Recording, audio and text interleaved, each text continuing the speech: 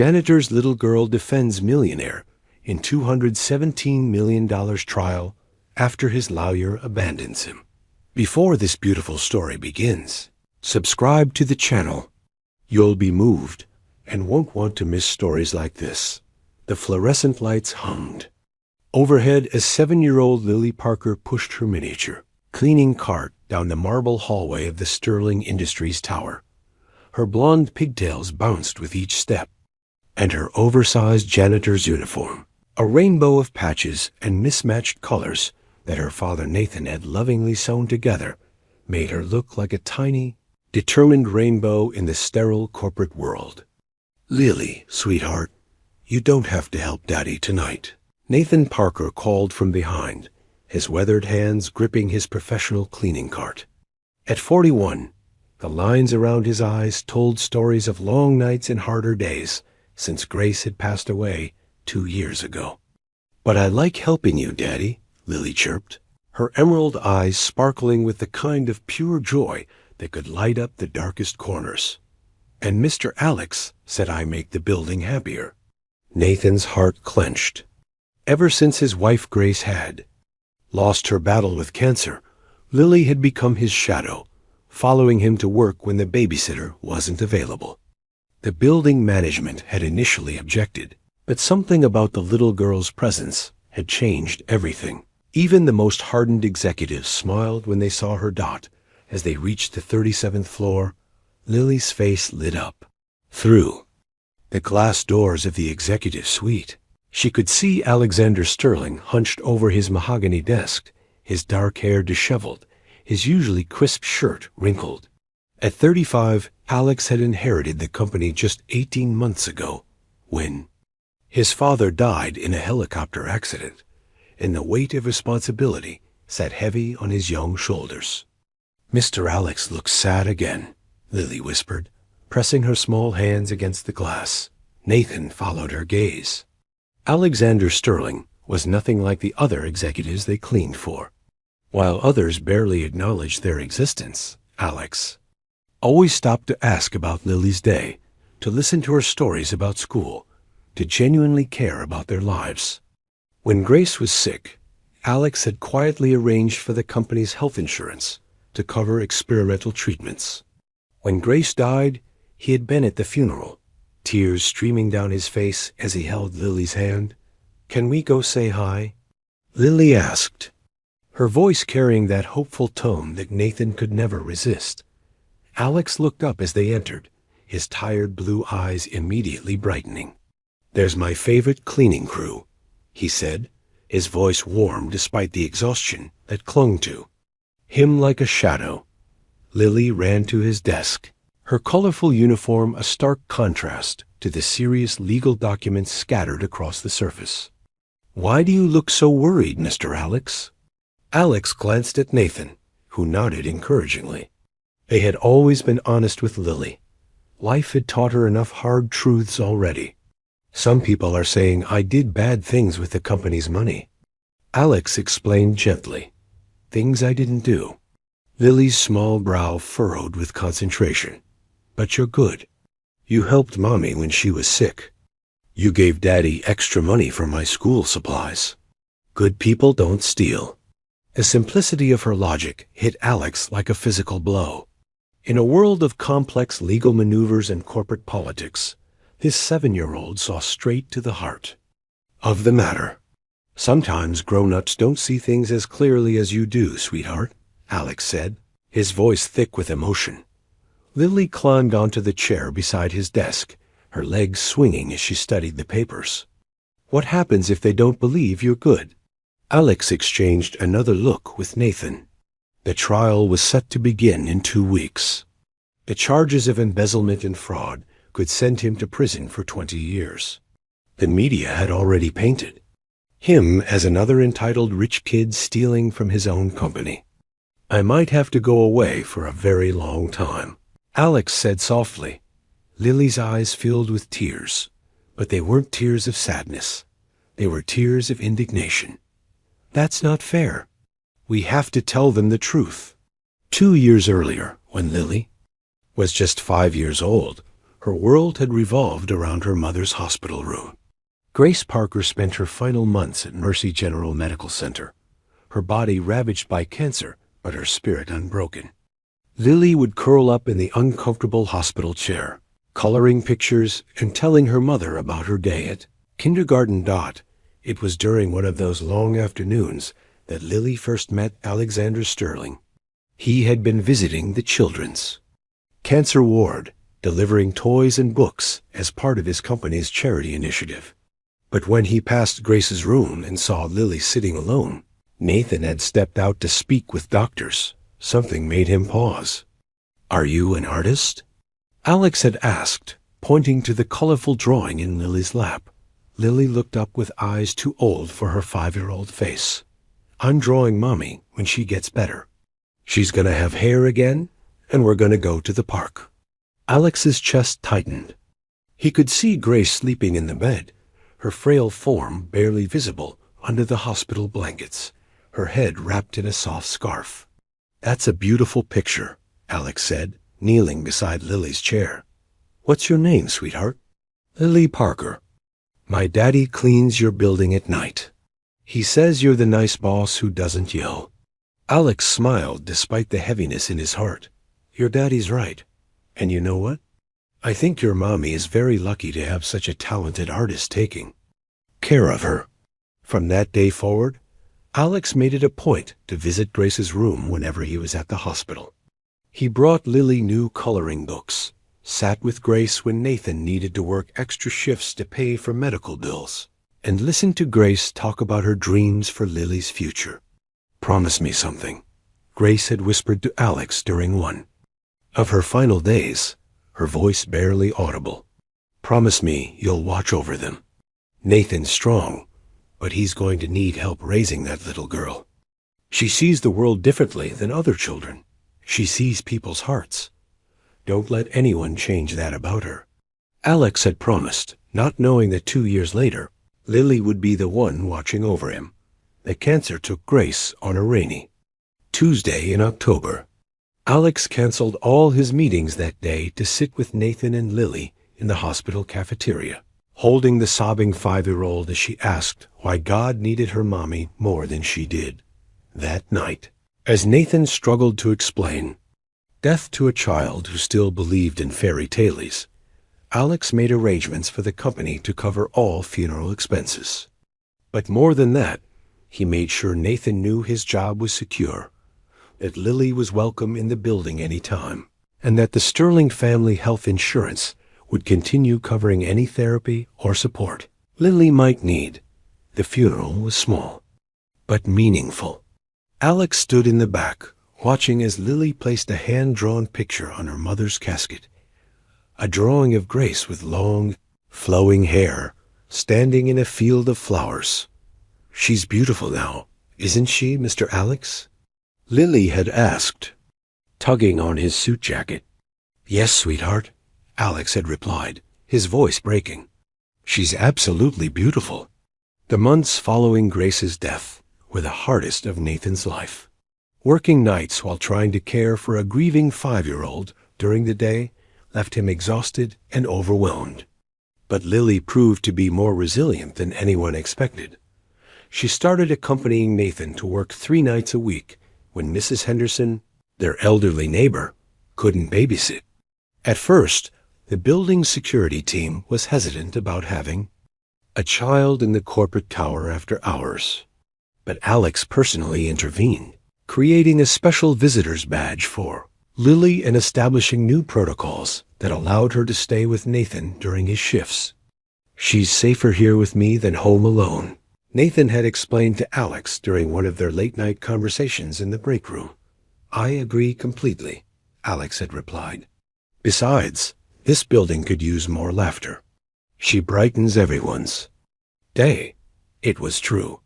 Word spread quickly among the few employees who worked late shifts.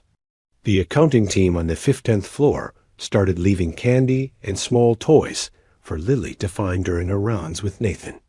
The security guards taught her how to use the walkie-talkies properly.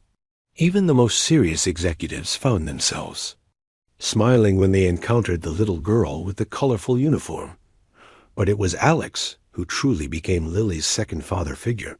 While Nathan worked, Alex would often invite Lily to his office, where she would do homework at his conference, table or draw pictures, while he worked late into the night. "Mr. Alex, why do you work so late?" Lily asked one evening, looking up from her math worksheet. "Because running a company is hard work," Alex explained, signing documents while they talked. "Lots of people depend on this company for their jobs. Like your daddy.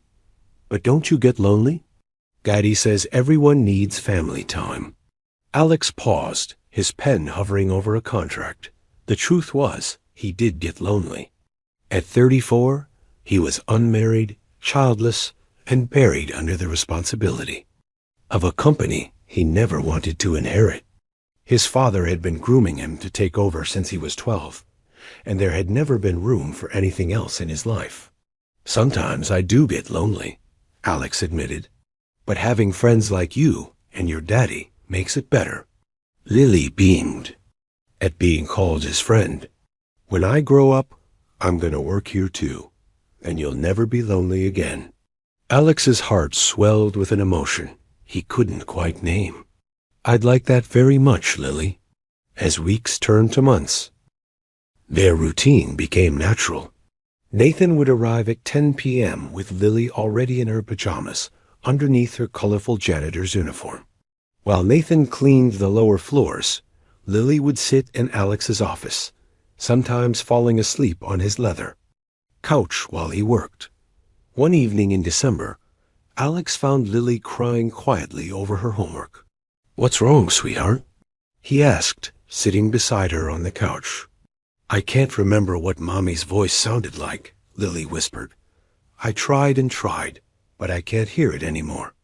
Alex's throat tightened. He had experienced the same devastating realization after his own mother died when he was 16. "You know what?" Alex said softly. "I think when people we love go to heaven, they don't need us to remember their voices anymore. They put their love right into our hearts instead. Every time you feel happy or safe or brave, that's your mommy's voice telling you she's proud of you."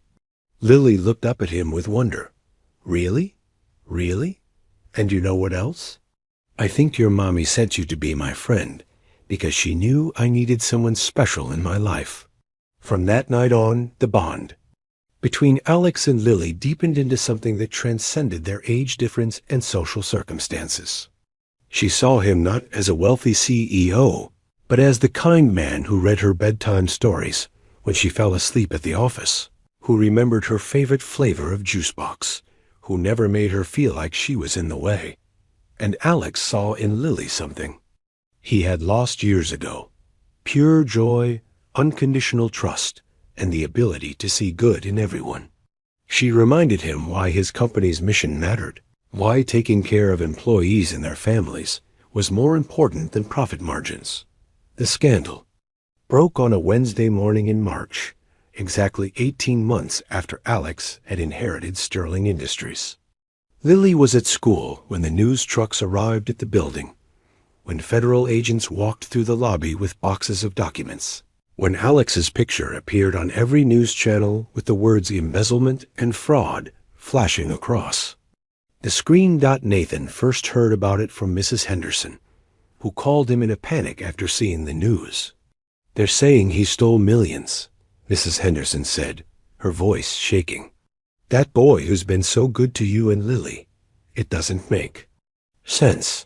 Nathan's hands trembled as he turned on the television.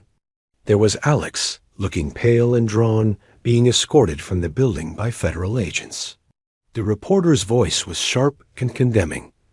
"Alexander Sterling, 35-year-old CEO of Sterling Industries, has been arrested on charges of embezzling over $200 million from his own company. If convicted, he faces up to 20 years in federal prison." When Nathan picked up Lily from school that afternoon, he struggled with how to explain what was happening. But Lily, with her uncanny ability to sense trouble, knew something was wrong the moment she saw his face. Is Mr. Alex okay? She asked as they drove home. Nathan pulled into their driveway and turned to face his daughter. At 6 years old, she had already lost her mother and weathered more storms than most children face in a lifetime.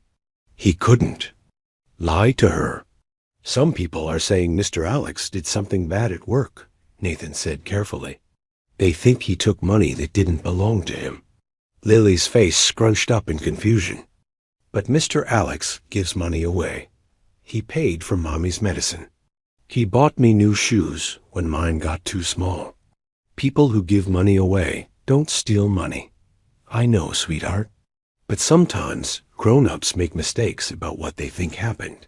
Can we visit him? Maybe he's scared. Nathan's heart broke a little more. Even at 6, Lily's first instinct was to comfort others, not to protect herself from disappointment. I don't think we can see him right now, baby. But maybe we can write him a letter. That night, Lily sat at their kitchen table with her box of crayons and her best writing paper, the kind with flowers around the edges that Alex had bought her for Christmas. Dear Mr. Alex, she wrote in her careful first-grade handwriting. Daddy says people think you took money, but I know you didn't because you're good. I hope you're not too scared. I miss our talks. Love, Lily. She drew a picture at the bottom, a stick figure of herself in her colorful uniform, holding hands with a tall stick figure in a suit, both of them smiling under a bright yellow sun. Nathan mailed the letter the next day, not knowing if it would ever reach Alex, but hoping it might bring him some small comfort in what had to be the darkest time of his life. The media coverage was relentless. Every day brought new headlines about this Sterling scandal. Financial experts dissected the company's books on television. Former employees were interviewed about Alex's character, with opinions split between those who praised his kindness and those who claimed he had always seemed too good to be true. Sterling Industries' stock price plummeted. The board of directors called for Alex's immediate resignation. Clients began canceling contracts. The company that Alex's grandfather had built from nothing was crumbling around him. Nathan continued, working his janitorial shifts, but the atmosphere in the building had changed completely. Police tape blocked off the executive floors. FBI agents conducted interviews in conference rooms. The laughter and warmth that Lily had brought to the sterile corporate environment felt like a distant memory. 2 weeks after Alex's arrest, Nathan received a call that would change everything. Mr. Parker? This is Jennifer Walsh, Mr. Sterling's attorney. Mr. Sterling asked me to contact you about his upcoming trial. He's aware that you and your daughter have been close to him. He wanted to know if you might be willing to testify as character witnesses. Nathan's mind raced. Testifying in a federal trial would mean exposing himself and Lily to media scrutiny. It could affect his job, their privacy, their quiet life. What would that involve? Nathan asked. You would testify about your personal interactions with Mr. Sterling, his generosity, his character, his treatment of employees. It could help the jury see him as a person rather than just a defendant. Nathan thought about Alex sitting in that hospital room with Grace, holding Lily's hand at the funeral, working late into the night while Lily slept on his couch. Yes, Nathan said without hesitation. We'll testify. The trial preparation consumed the next several weeks. Jennifer Walsh, Alex's defense attorney, was a sharp woman in her 40s with kind eyes and a reputation for taking on difficult cases. She spent hours with Nathan and Lily, explaining what to expect in court and helping them understand their role in Alex's defense. The prosecution is going to paint Alex as a privileged young man who inherited a company and immediately began stealing from it. Jennifer explained during one of their meetings in her downtown office. They have documents that appear to show money being transferred to offshore accounts under his authorization. Our job is to show the jury who Alex really is, a man of integrity who would never betray the trust of his employees or shareholders. Lily sat quietly during these discussions, coloring in a new book that Jennifer had bought for her. But Nathan could see that she was listening to every word, processing everything with the serious attention she gave to important matters. "Mrs. Jennifer," Lily said suddenly, looking up from her drawing, "if they have papers that say Mr. Alex took money, but Mr. Alex says he didn't, then somebody made fake papers, right?" Jennifer and Nathan exchanged glances. The 7-year-old had just summarized their entire defense strategy in one simple sentence. "That's exactly right, sweetheart," Jennifer said. "We think someone else took the money and made it look like Mr. Alex did it." "But who would do that?" Lily asked, her green eyes wide with innocence. "That's what we're trying to figure out," Jennifer replied. As the trial date approached, Nathan began to worry about the impact on Lily. The media attention was intense, and he knew that once they testified, their names would be public. Reporters might try to interview them. Lily's school might become a target for unwanted attention. But when he broached the subject with Lily, she was adamant. "We have to help Mr. Alex, Daddy. He helped us when Mommy was sick. That's what families do. They help each other." The word family hit Nathan like a revelation. Somewhere along the way, Alex had become family to them. Not by blood, but by choice, by love, by shared moments of joy and sorrow. 3 days before the trial began, Nathan and Lily visited Alex in jail. It was the first time they had seen him since his arrest 2 months earlier. He looked thinner, older, worn down by the weight of the accusations against him. When Alex saw Lily walk into the visiting room in her favorite dress, a bright blue, one with sunflowers that he had complimented many times, his eyes filled with tears. "Hi, Mr. Alex," Lily said quietly, sitting across from him at the metal table. "I missed you." "I missed you too, sweetheart," Alex said, his voice hoarse with emotion. "More than you know." "Are you scared?" Lily asked with her characteristic directness. Alex considered lying, telling her everything would be fine. But Grace's voice echoed in his memory. "She sees people's hearts. Don't let anyone change that about her." "Yes, I am scared," Alex admitted. "But seeing you makes me braver." Lily reached across the table and placed her small hand over his. "Daddy says being brave doesn't mean you're not scared. It means you do the right thing even when you are scared." "Your daddy's a smart man," Alex said. "We're going to tell everyone." "You're good," Lily announced with 7-year-old certainty. "And then you can come home." As they left the jail that afternoon, Nathan noticed that Lily was unusually quiet during the drive home. "What are you thinking about, baby?" he asked. "Mr. Alex looked really sad," Lily said. "Sadder than when Mommy died. At least then he knew she was going somewhere good. Now he thinks everyone believes he's bad." Nathan pulled into their driveway and turned to look at his daughter, this remarkable little girl who saw straight to the heart of every situation. "You know what, Lily?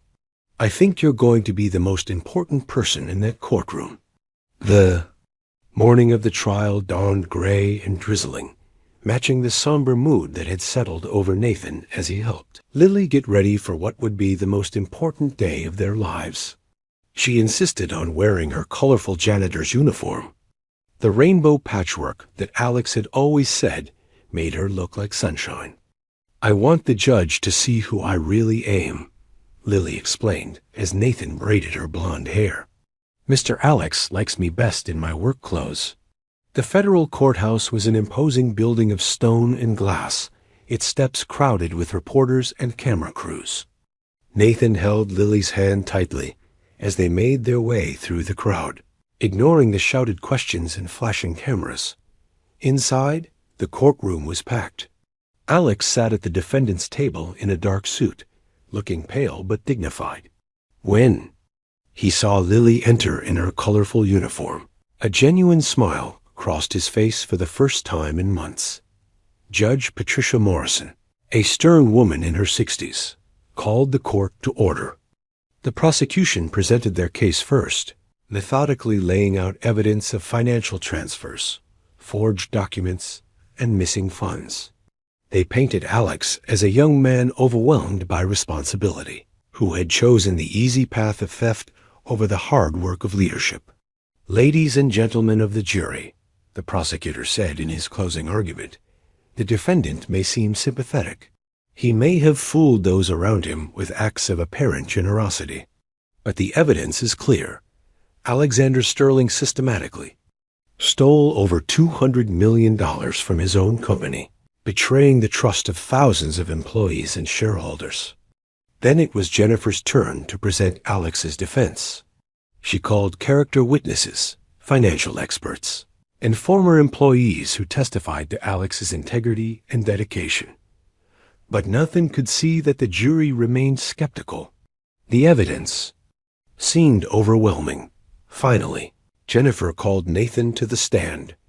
Nathan testified about Alex's kindness during Grace's illness, his generosity to their family, his genuine care for employees. He spoke about late nights when Alex would stay at the office not because he had to, but because Lily was there and he enjoyed her company. "Mr. Parker," the prosecutor said during cross-examination, "isn't it true that Mr. Sterling's so-called generosity to your family could have been motivated by guilt? Perhaps he was already stealing money when he paid for your wife's medical treatments." Nathan's jaw tightened. "No, sir. Alex Sterling is the most honest man I've ever known. He helped us because that's who he is, someone who sees people hurting and wants to help." But Nathan could see doubt in some of the jurors' faces. The prosecutor's question had planted a seed of suspicion. When Jennifer announced that her final witness would be 7-year-old Lily Parker, a murmur went through the courtroom. Judge Morrison frowned. "Counselor, are you certain about this?" "The child is very young." "Yes, Your Honor. Miss Parker has unique insight into my client's character." As Lily walked to the witness stand in her rainbow uniform, the entire courtroom fell silent. She needed a booster seat to see over the witness box, and when the bailiff asked her to raise her right hand to be sworn in, her small hand barely rose above the microphone. "Do you solemnly swear to tell the truth, the whole truth, and nothing but the truth?" the bailiff asked. "I do," Lily said in her clear, strong voice. "But I always tell the truth anyway. My mommy taught me that before she went to heaven." Judge Morrison's stern expression softened slightly. "Very well. Proceed, Counselor." Jennifer approached the witness stand with a gentle smile. "Lily, can you tell the court how you know Mr. Sterling?" "He's my friend," Lily said simply. "My daddy cleans his building, and Mr. Alex always talks to us. He's nice. Can you give us an example of how he's nice?" Lily's face lit up with memories. "When my mommy was sick, Mr. Alex came to the hospital lots of times. He brought me coloring books and sat with Mommy when Daddy had to work. He held my hand at Mommy's funeral and told me she was beautiful in heaven. There wasn't a dry eye in the jury box." Even Judge Morrison reached for a tissue. "Lily," Jennifer continued, "the prosecution says Mr. Sterling stole money from his company. What do you think about that?" The prosecutor started to object, but Judge Morrison waved him off. "I'll allow it." Lily looked directly at the jury, her green eyes fierce with conviction. Mr. Alex didn't steal anything. People who steal are mean and selfish. Mr. Alex gives things away. He gave Daddy extra money when I needed new shoes. He bought me Christmas presents. He stayed with me when I was scared during thunderstorms at the office. Her voice grew stronger with each word. Good people don't become bad people just because grown-ups say so. The courtroom was completely silent. The power of truth spoken by a child had rendered everyone speechless. As Jennifer finished her questioning and the prosecutor waved. Cross-examination. What could he possibly ask a 7-year-old that wouldn't make him look heartless? Lily climbed down from the witness stand, but instead of returning to her seat, she walked directly to Alex at the defendant's table. Without hesitation, she climbed onto his lap and wrapped her small arms around his neck. "I told them you were good. Mr. Alex," she whispered, loud enough for the entire courtroom to hear. "Now they know, too." Judge Morrison should have ordered her back to her seat. The bailiff should have intervened. But sometimes truth transcends protocol. As Alex held this brave little girl who had risked everything to defend him, he whispered, "Back. Thank you, Lily. You just saved my life." The jury would deliberate for less than 2 hours before returning with their verdict. Not guilty on all charges. The real embezzler, Alex's former CFO, who had fled the country, would eventually be caught and prosecuted. Sterling Industries would recover and thrive under Alex's leadership. But more importantly, a 7-year-old girl in a rainbow uniform had proven that sometimes the most powerful truth comes from the smallest voices, and that the love between unlikely families can overcome any obstacle. The courtroom erupted in chaos as Judge Morrison banged her gavel repeatedly, calling for order. Reporters rushed toward the exits, eager to broadcast the stunning verdict. Flashbulbs popped as photographers captured the moment Alex Sterling was declared innocent, with 7-year-old Lily still wrapped in his arms. "Mr. Sterling, Judge," Morrison said once order was restored, "you are free to go. All charges are hereby dismissed." Alex stood slowly, still holding Lily, his legs shaky with relief and disbelief. 2 months of hell had ended with the words of a child who saw truth. Where adults saw only complexity. Jennifer Walsh approached them, tears streaming down her face. "Alex, I've been practicing law for 20 years, and I've never seen anything like that. Lily, you are magnificent." Lily beamed at the praise, but quickly turned serious. "Can Mr. Alex come home with us now, Daddy?" Nathan, who had been watching from the gallery with his own tears of joy, walked over to embrace both Alex and his daughter. "I think Mr. Alex has his own home to go back to, sweetheart, but he'll always be welcome at ours." As they made their way out of the courthouse, the media frenzy was overwhelming. Reporters shouted questions, cameras flashed, and microphones were thrust toward them from every direction. "Mr. Sterling, how does it feel to be vindicated?" "Lily, what made you so sure Mr. Sterling was innocent?" "Mr. Parker, do you plan to continue working for Sterling Industries?" Alex instinctively shielded Lily from the chaos, wrapping his suit jacket around her colorful uniform. "No comment," he said firmly, pushing through the crowd toward Nathan's car. But Lily, unafraid of the attention, looked up at the nearest reporter and said in her clear, strong voice, "We told you he was good. Good people don't become bad people just because you say so." The reporter, a hardened veteran of criminal trials, found himself speechless in the face of such pure conviction from someone so young. Once they were safely in Nathan's car, the three sat in stunned silence for a moment, processing what had just happened. "Is it really over?" Alex asked, his voice barely above a whisper. "It's over," Nathan confirmed. "You're free, Alex. You're going home." But even as they drove away from the courthouse, Alex knew his challenges were far from over.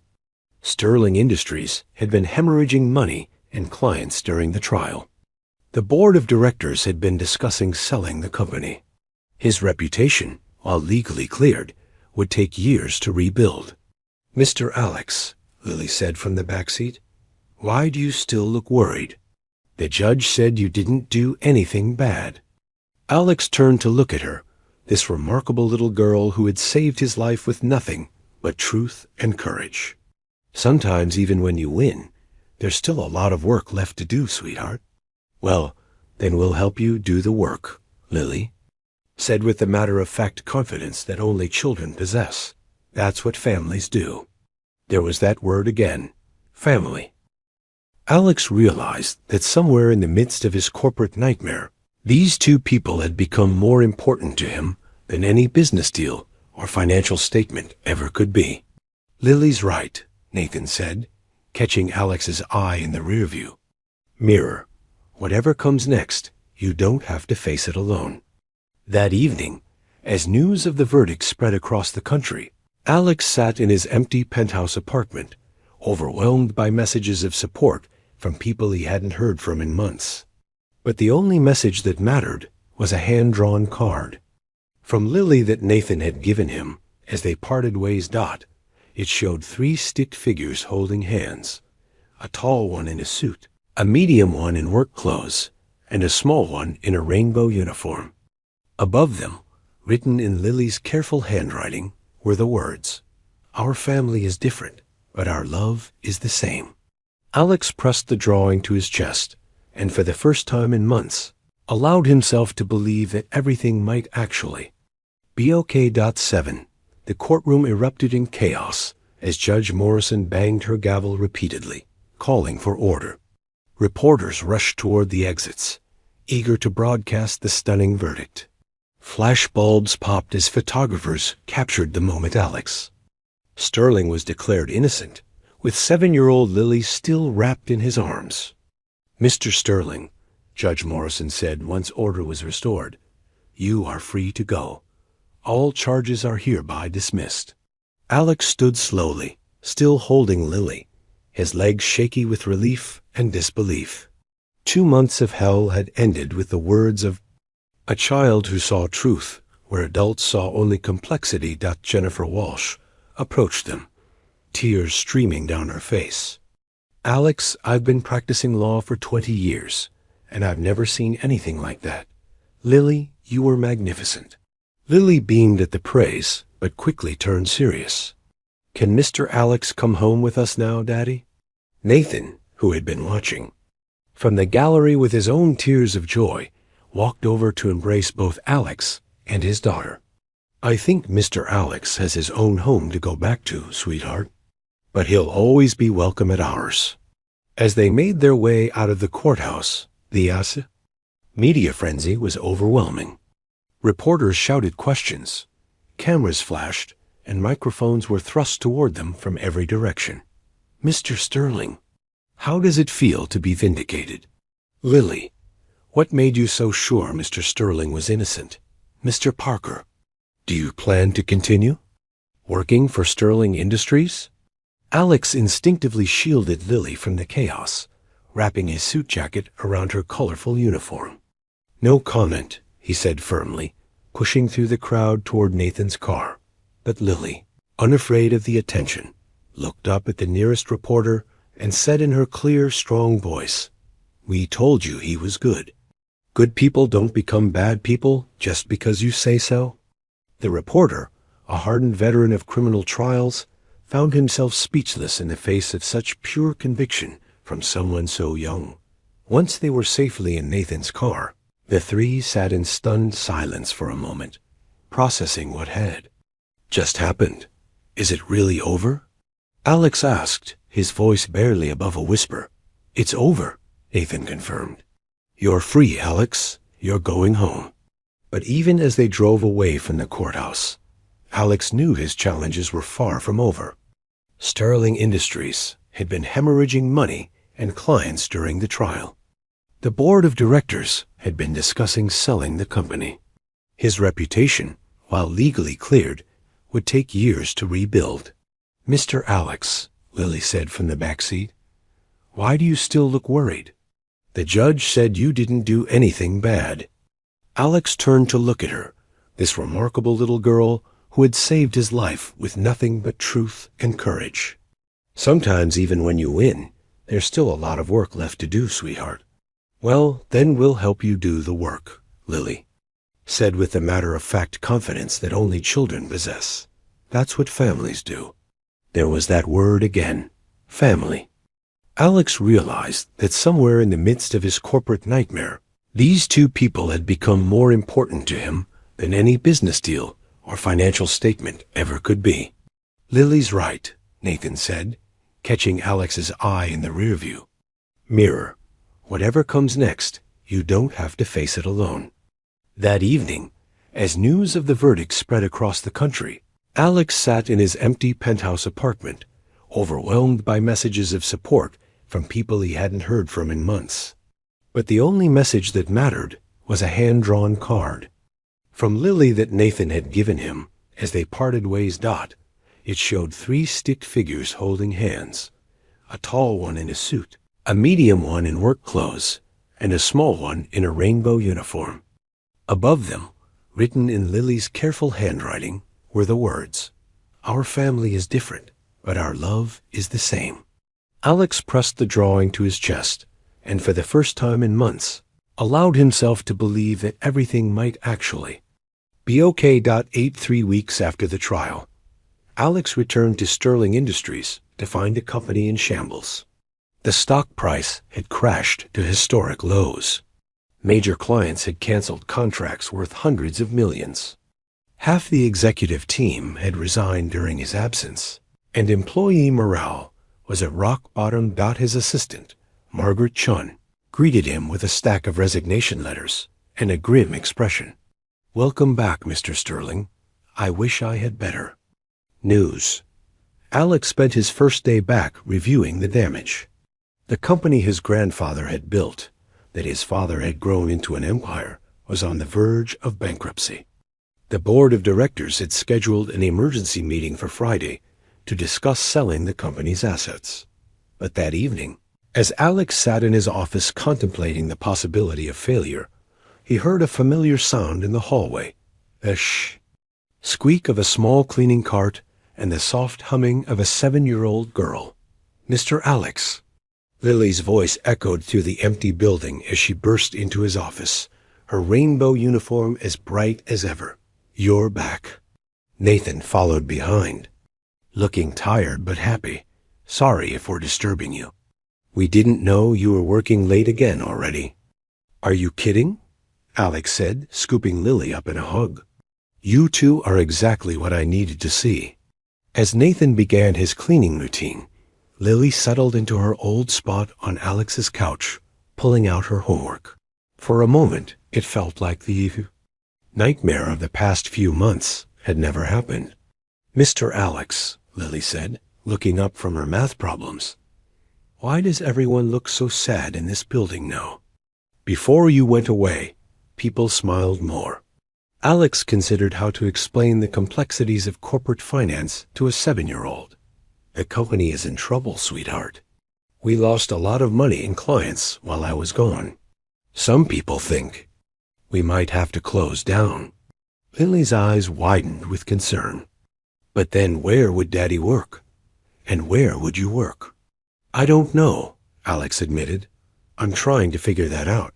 Lily was quiet for a long moment, her small brow furrowed in concentration. Then she looked up with the expression she got when she had an important idea. "You know what Mommy used to say when things looked really bad?" Lily asked. "What's that?" "She said sometimes you have to lose everything to find out what really matters. Maybe the company getting sick is like when Mommy got sick. It looks scary, but maybe something good can come from it too." Alex stared at this wise little girl, amazed once again by her ability to see hope in the darkest situations. "What do?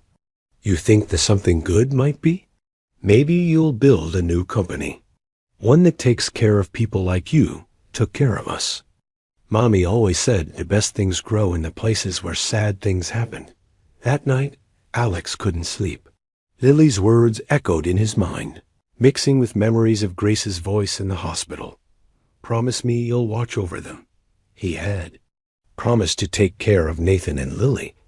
But what if he couldn't even take care of himself? The next morning brought an unexpected visitor.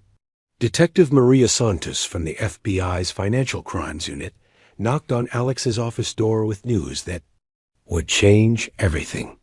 "Mr. Sterling, I wanted to update you personally on our investigation into the real perpetrator of the embezzlement." Alex looked up from the financial reports he'd been studying. "Did you find him?" "We found him, all right. David Crawford, your former CFO, was arrested in the Cayman Islands yesterday." "But Mr. Sterling, what we discovered goes much deeper than we initially thought." Detective Santos opened a thick file folder. Crawford didn't just steal the money. He systematically sabotaged Sterling Industries over the course of 3 years. He planted false financial reports, manipulated stock prices, and even paid bribes to some of her biggest clients to break their contracts. Alex felt the blood drain from his face. 3 years? But that means? It means the financial crisis your company is facing isn't real. Crawford made it look like Sterling Industries was failing, so he could eventually buy the company's assets for pennies on the dollar through a shell corporation. We have evidence of communications between Crawford and several board members who were in on the scheme. The revelation hit Alex like a physical blow. His company wasn't dying from natural causes. It was being murdered by people he had trusted. How much of the missing money can be recovered? Alex asked.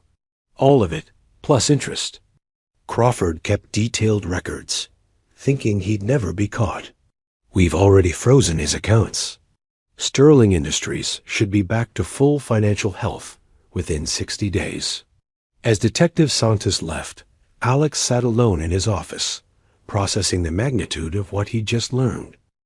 His company would survive. His employees would keep their jobs. The legacy his grandfather built would continue. But more than that, he realized that Lily had been right. Sometimes you have to lose everything to find out what really matters. The past few months had stripped away everything he thought defined him, his reputation, his company, his security. But what remained was what actually mattered.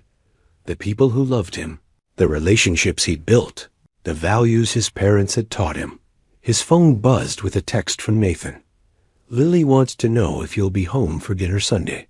She's making her famous spaghetti and meatballs. Huh. When had Nathan and Lily's small apartment become home?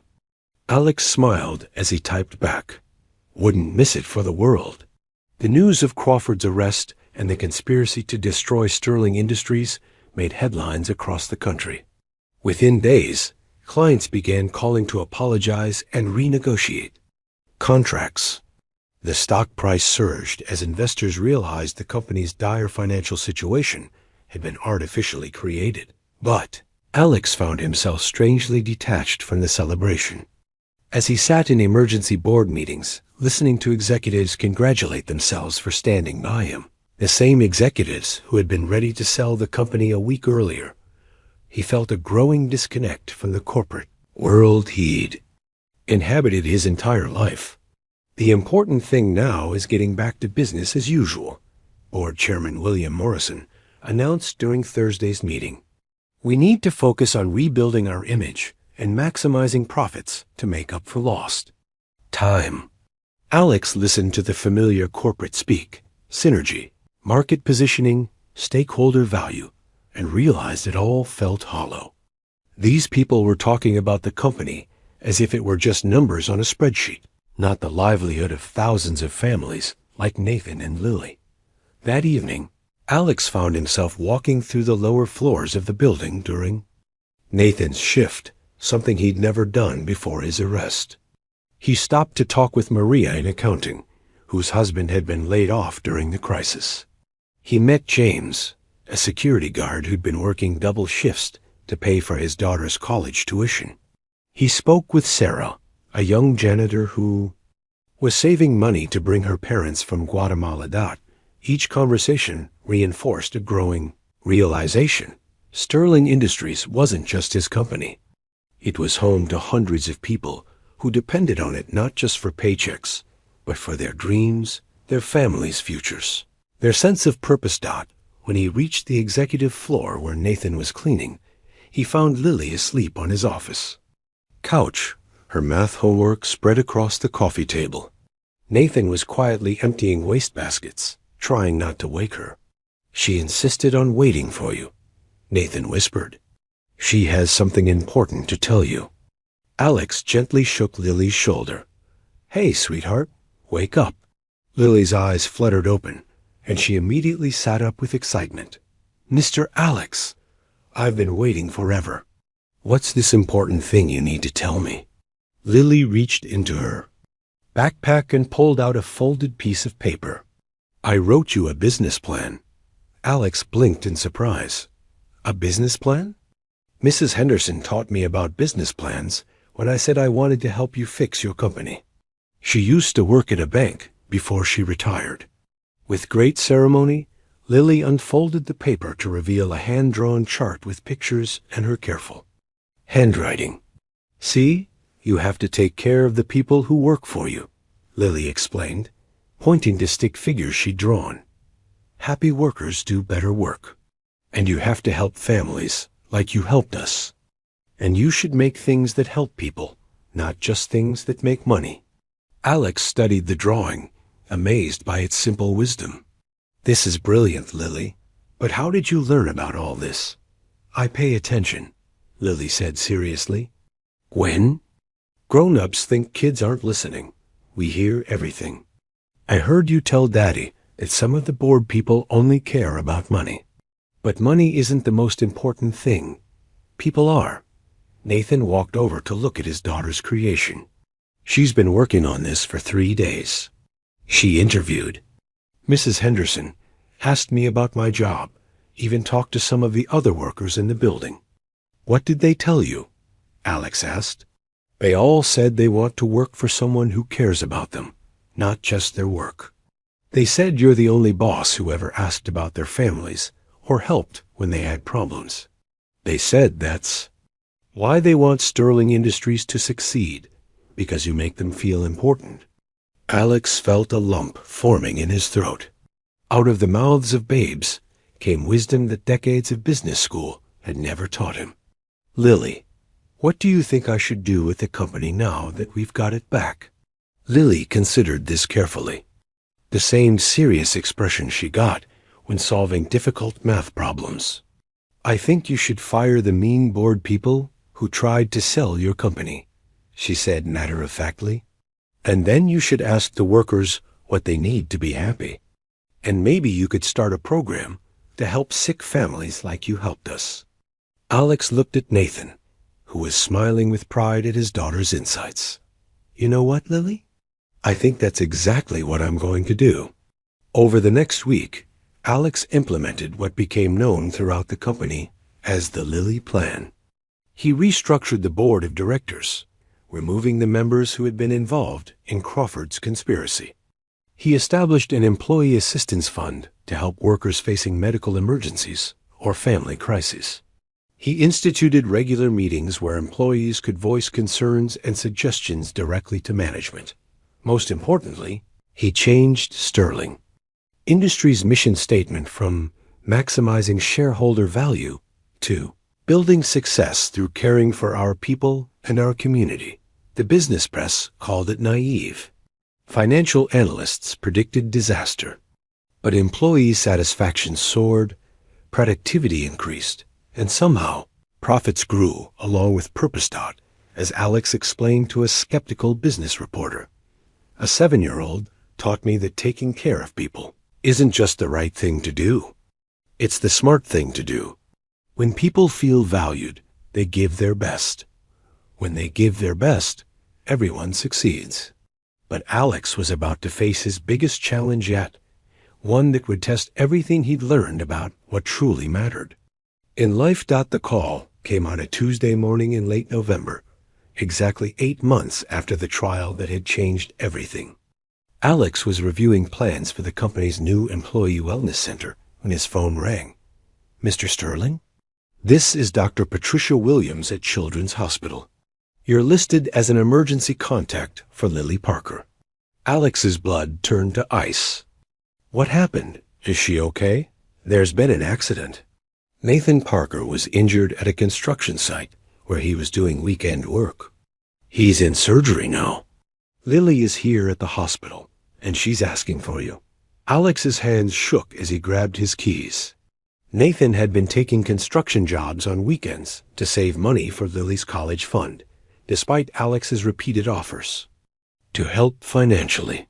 Nathan's pride had always prevented him from accepting what he saw as charity, even from someone who considered them family. The drive to Children's Hospital felt endless. When Alex finally burst through the emergency room doors, he found Lily sitting alone in a waiting room chair that dwarfed her small frame. She was still wearing her school clothes, a yellow dress with daisies that Grace had bought her before she died. "Mr. Alex," Lily cried, launching herself into his arms. "Daddy got hurt really bad. They said a big piece of metal fell on him." Alex held her tight, feeling her small body trembling against his chest. "Is he going to be okay?" "I don't know," Lily whispered. "The doctor lady has a sad face, like the doctors had when Mommy was here." Dr. Williams approached them, her expression grave. "Mr. Sterling, I'm glad you're here. Nathan is out of surgery, but he's in critical condition. The metal beam caused severe internal injuries and trauma to his spine.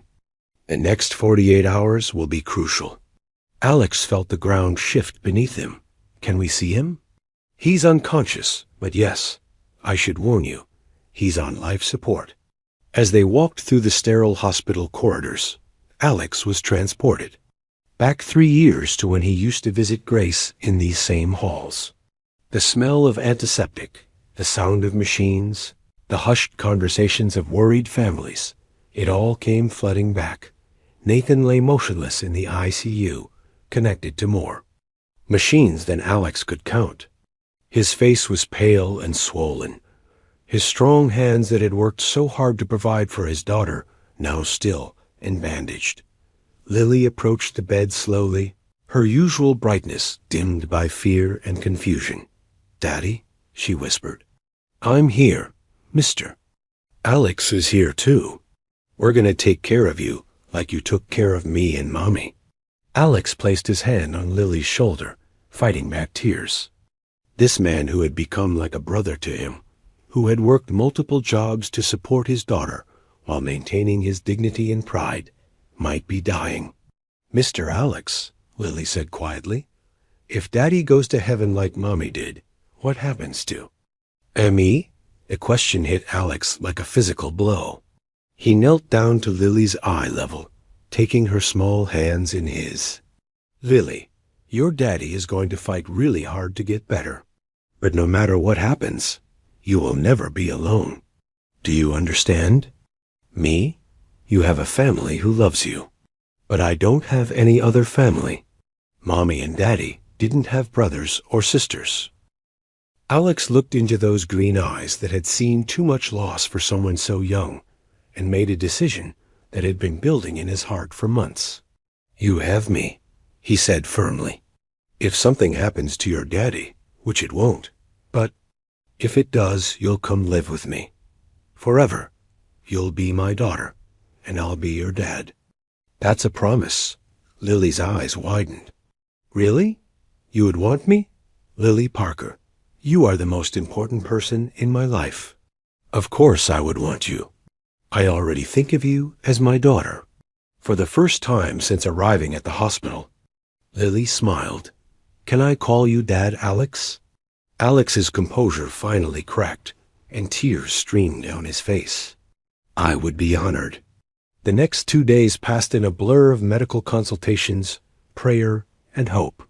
Lily refused to leave the hospital, sleeping curled up against Alex in uncomfortable waiting room chairs. Alex canceled all his meetings and commitments, focusing entirely on Lily and Nathan. Sterling Industries could run itself for a few days. His family needed him. On Thursday evening, as Alex was reading to Lily from a book about brave little girls, Nathan's eyes suddenly fluttered open. "Daddy!" Lily cried, jumping up from her chair. Nathan's voice was barely a whisper, but his eyes found Lily immediately. "Hey, baby girl, are you okay?" "I'm okay, Daddy. Mr. Alex has been taking care of me. He said if you went to heaven, I could be his daughter forever. But I want you to stay here instead." Nathan's eyes moved to Alex, and a look of understanding passed between them. Alex saw gratitude, love, and something else, relief. Relief that, no matter what happened, Lily would be safe and loved. "That sounds like a pretty good backup plan," Nathan whispered with the ghost of a smile. Over the following weeks, as Nathan slowly recovered, the three of them had many conversations about their unconventional family.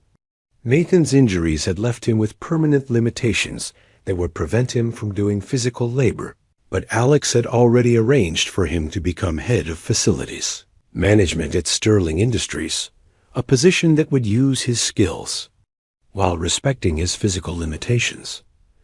More importantly, they formalized what had already been true in their hearts. Alex began adoption proceedings to become Lily's legal guardian alongside Nathan, ensuring that she would always have a safety net of love and security. The little girl who had defended a millionaire in court had gained something more valuable than money. She had gained a father who would move heaven and earth to protect her, and a family bond that no court in the world could break. Christmas morning 2024 dawned crisp and bright, with fresh snow covering the streets of Boston. In the large kitchen of Alex's penthouse apartment, which had been transformed from a sterile bachelor pad into a warm family home over the past month, Lily Parker sat at the breakfast bar in her new Christmas pajamas, directing the pancake making operation with the authority of a 7-year-old who had found her place in the world. "Dad, Alex, you're putting too much batter in the pan," Lily announced, using the title that had quickly become natural for all of them. "They're going to be too big and floppy." "Yes, ma'am," Alex replied, adjusting his technique. "How's this?" "Better." "Daddy Nathan, are you writing down the recipe?" "Dad Alex needs lots of practice." Nathan, who was still moving slowly but steadily recovering, laughed from his seat at the kitchen island. "I'm writing it down, sweetheart. Though I think Dad Alex is doing pretty well for someone who used to live on takeout and protein bars." The easy familiarity of their banter masked the profound changes that had occurred over the past month. Alex had sold his sterile penthouse and bought a warm, family-friendly house in a neighborhood with good schools and tree-lined streets. Nathan had moved into the guest suite, and Lily had claimed the bedroom with the window seat overlooking the garden. More importantly, they had all learned to navigate their new roles. Alex was no longer just the benevolent boss. He was Dad Alex, responsible for bedtime stories, homework help, and learning that 7-year-olds had very strong opinions about everything from breakfast cereal to bedroom decorating. Nathan was no longer just the grateful employee. He was an equal partner in raising Lily and a valued friend whose opinion Alex sought on everything from business decisions to parenting strategies. And Lily was no longer the little girl who tagged along with her father to work. She was the center of a family that had formed not through blood, but through choice and love. "Can we open presents now?" Lily asked, having finished her pancakes with the efficiency of someone who had more important things to do. "Let me get the camera," Alex said, reaching for the expensive device he'd bought specifically to document their first Christmas as a family. "Dad Alex," Lily said with exaggerated patience, "you don't need a fancy camera. The best pictures are the ones you keep in your heart." Alex paused, struck once again by the wisdom that seemed to flow naturally from this remarkable child. "You know what? You're absolutely right." They moved to the living room, where a moderately sized Christmas tree stood surrounded by carefully wrapped presents. Alex had struggled with how much was too much. He wanted to give Lily everything, but Nathan had gently reminded him that the most important gifts couldn't be purchased. Lily opened her presents with delighted squeals: new books, art supplies, a bicycle for spring, and clothes that she had picked out herself. But the gift that made her eyes light up the most was a simple photo album that Alex and Nathan had put together, filled with pictures from the past 2 years. Lily at the hospital with her mother, her first day at Alex's office, moments from the trial, and recent photos of their new family adventures. "Look, Daddy Nathan," Lily exclaimed, pointing to a picture of herself asleep on Alex's office couch. "Remember when I used to live at the office sometimes?" "I remember," Nathan said, softly. That's when Dad Alex first became part of our family. When it was time for the adults to exchange gifts, Alex presented Nathan with a deed to a small house 3 blocks away, close enough for daily contact, far enough for Nathan to maintain his independence and pride. Alex, I can't accept this. Nathan protested, but Alex held up his hand. It's not charity, Nathan. It's family taking care of family. Besides, Lily needs a space that's just yours and hers sometimes. Every kid needs that. Nathan's eyes filled with tears as he handed Alex his own gift, a simple wooden frame containing Lily's original drawing of their 3 stick figures holding hands, the one she'd made the night after the trial. She wanted you to have this, Nathan explained. She said it was the first picture she ever drew of our real family. But Lily had one more surprise for both of them. From under the tree, she pulled out a small package wrapped in paper she had decorated herself. I made this for both my dads. She announced solemnly. Inside was a handmade book, created with construction paper and her own illustrations. The title, written in her careful handwriting, read, The Story of How We Became a Family. Each page told part of their journey. Lily meeting Alex at the hospital, Alex helping when Grace was sick, the trial, Nathan's accident, and finally, Christmas morning with their new family. The last page showed their 3 stick figures again, but this time they were standing in front of a house with the words, Sometimes families aren't born. Sometimes they choose each other. The end. As Alex read the simple story aloud, his voice breaking with emotion, he realized that this 7-year-old had captured something that the most sophisticated writers struggled to express. That love creates family, that loyalty transcends circumstance, and that sometimes the most important relationships in life begin with the simplest act of caring about someone else. Later that evening, after Lily had fallen asleep, clutching her new stuffed animal, Alex and Nathan sat by the fireplace, reflecting on the extraordinary journey that had brought them to this moment. A year ago, if someone had told me that my life would look like this, Alex said, I never would have believed them. She saved us both, didn't she? Nathan replied. In different ways, but she saved us both. Alex nodded, thinking about the man.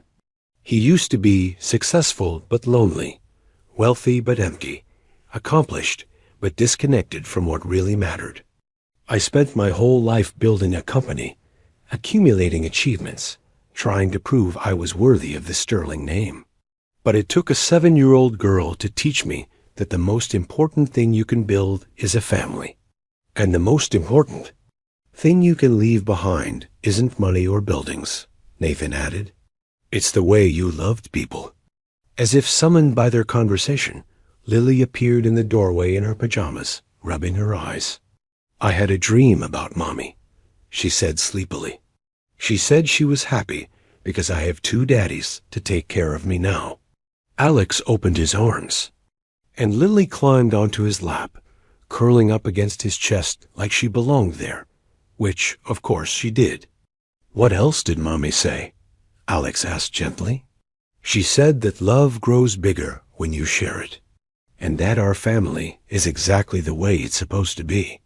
As Nathan reached over to stroke his daughter's hair, and Alex held them both close, all 3 of them understood that Grace had been right. Their family was exactly the way it was supposed to be, imperfect, unexpected, and absolutely complete.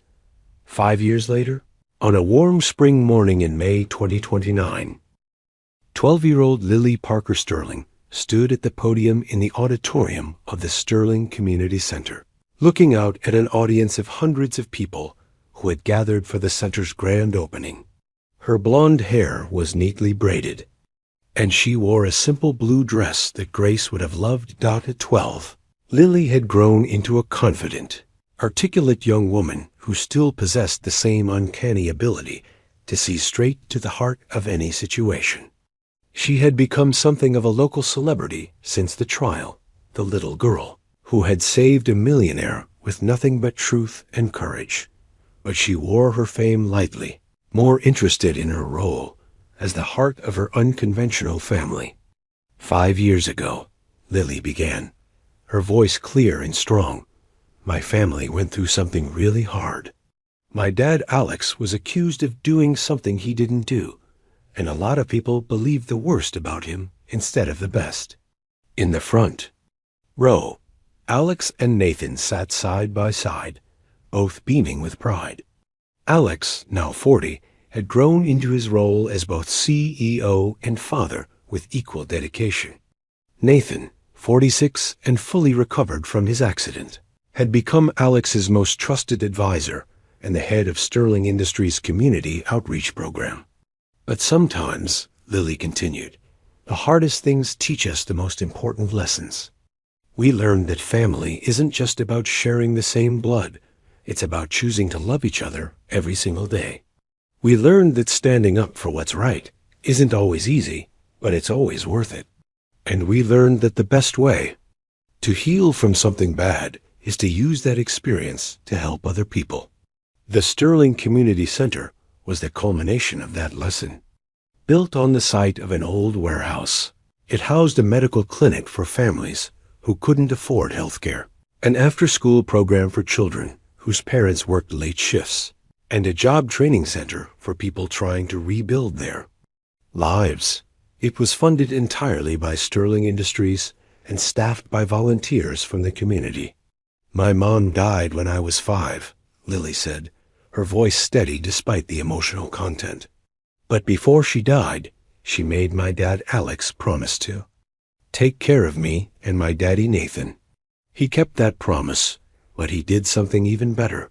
He became part of our family. Alex felt tears threatening, just as they always did when Lily spoke about Grace. Even 5 years later, they talked about Grace regularly, keeping her memory alive not as a source of sadness, but as a reminder of the love that had started there. Family's journey. When I was 7, I had to stand up in court and tell a bunch of grown-ups that they were wrong about my dad Alex. I was scared, but I knew that telling the truth was more important than being scared. Today, I want to tell you another truth. The Sterling Community Center exists because my family learned that when something bad happens to you, you can choose to let it make you bitter, or you can choose to let it make you better. The audience erupted in applause, but Lily held up her hand for quiet. My daddy Nathan always says that you can't change what happens to you, but you can change what you do with what happens to you. So this center is what we're doing with our story. It's our way of making sure that other families who go through hard times have people to help them, the way so many people helped us. After the ceremony, as families toured the new facility and children played in the bright, welcoming spaces, Alex found a quiet moment with Lily in the center's library, a room filled with books and comfortable reading nooks that Grace would have loved. I'm proud of you, sweetheart, Alex said, sitting beside his daughter on one of the window seats. That was a beautiful speech. Dad Alex, Lily said, using the title that had evolved naturally over the years. Do you think Mom would have liked the center? Alex smiled, remembering Grace's gentle spirit and her fierce love for her daughter. I think she would have loved it. But more than that, I think she would have been proud of the young woman you're becoming. Sometimes I wish she could have seen our family grow, Lily admitted. I wish she could have seen that her promise to you turned into something bigger than just taking care of me and Daddy Nathan. You know what I think? Alex said, putting his arm around his daughter. I think she did see it. I think every time you show kindness to someone who's hurting, every time you stand up for what's right, every time you make someone feel like they matter, that's your mom's love working through you. Nathan appeared in the doorway, smiling at the sight of his best friend and daughter, sharing one of their philosophical conversations. The mayor wants to take some pictures with the Parker Sterling family, Nathan announced. Are you two ready for more photos?